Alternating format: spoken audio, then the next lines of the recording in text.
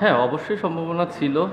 আহ, তার আগে এটা ভুলে গেলেও চলবে না যে আমাদের কোথা থেকে কোথায় নিয়ে গেছে শামীম। তো ডেফিনেটলি একটা ম্যাচ যখন চলে ওখানে মোমেন্টাম শিফট হতে থাকে। তো আমাদের যেমন প্রথমে আমরা মোমেন্টাম হারিয়েছি, পরে শামীম আর ইমন সেটা ব্যাক করেছে, কিন্তু আমরা প্রথমে এত বেশি উইকেট হারিয়ে ফেলেছি যে পরে একটা পার্টনারশিপ হওয়ার পরেও সেটা এনাফ ছিল না, আমি যেটা ফিল করি। আর আমরা আসলে একজনের ওপরে এত বেশি ডিপেন্ডেন্ট হতে চাই না, কারণ আমরা থ্রু আউট দ্য টুর্নামেন্ট পুরো টিম হিসেবে খেলছি। সবাই টুকটাক কন্ট্রিবিউট করছে, কিন্তু আজকের দিনটা আমি মনে করি যে ব্যাটসম্যানরা তাদের রোলটা প্লে করতে পারে নাই। অ্যাট দ্য সেম টাইম বোলিংয়েও আমরা আপ টু দ্য মার্ক ছিলাম না। এটা দুঃখজনক।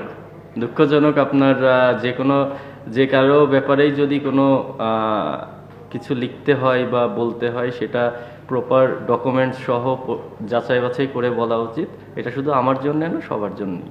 না, এখন পর্যন্ত আমাদের এই ধরনের কোনো প্ল্যান নাই, আর আমরা আসলে ওইটাতে বিশ্বাসীও না। শুধু বড় নাম হলেই হয় না, আমাদের যদি দেখেন যে বিদেশিগুলো আছে এরা পুরো টুর্নামেন্ট খেলছে, এই কন্ডিশনের সঙ্গে ওদের অ্যাডজাস্ট হয়ে গেছে। তো আমরা ওইটা বিশ্বাস করি না যে একটা বড় নাম আনলেই ও ডেলিভার করে দিবে, ও তো নাও করতে পারে। তো না, উইকেটটা খারাপ ছিল না বাবু ভাই। আমি যেটা ইয়ে করি, একটু স্লো ছিল স্টার্টিংয়ে, যেহেতু এটা হচ্ছে একই উইকেটে দুইটা ম্যাচ হয়। তো ফার্স্ট ম্যাচে আমরা দেখেছি উইকেটের বিহেভ কেমন ছিল, তো তার থেকে বেটার হয়েছিল, বাট একদম প্রপার উইকেট ছিল না। বাট তারপরেও আমি যেটা বললাম যে আমরা ব্যাটিং ভালো করি নাই। আমরা ব্যাটিং ভালো করলে 180 করলে হয়তোবা আমরা সেটা হচ্ছে ফাইট দিতে পারতাম। বাট সেকেন্ডে আমি যেটা বললাম, বোলিংটাও আমাদের ততটা ভালো হয়নি। যে আর যদি আমরা প্রপার বোলিং করতে পারতাম অ্যাটলিস্ট এই ম্যাচটা আমরা 19-20 নম্বর ওভারে যে আমরা একটা ফাইট দিতে পারতাম। না না, আমার আসলে খেলার লাস্ট রান পর্যন্ত আমার কখনোই এটা মনে হয়নি, বা আমি মনে করতে চাই না আসলে।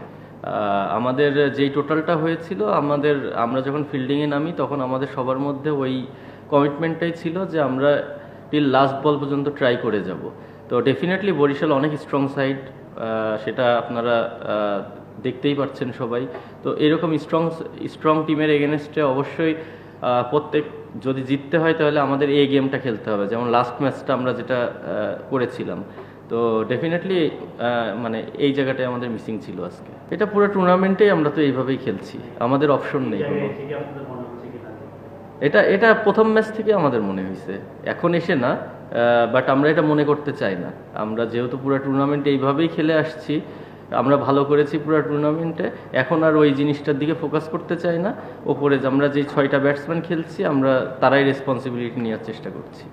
যদি ক্রিকেটিং দিক থেকে দেখেন তাহলে আইডিয়াল না, কারণ দেখেন না, অনেক রংপুরের ম্যাক্সিমাম প্লেয়ার আজকে সকালে পৌঁছেছে, জার্নি করে জেট লেগের ব্যাপার আছে।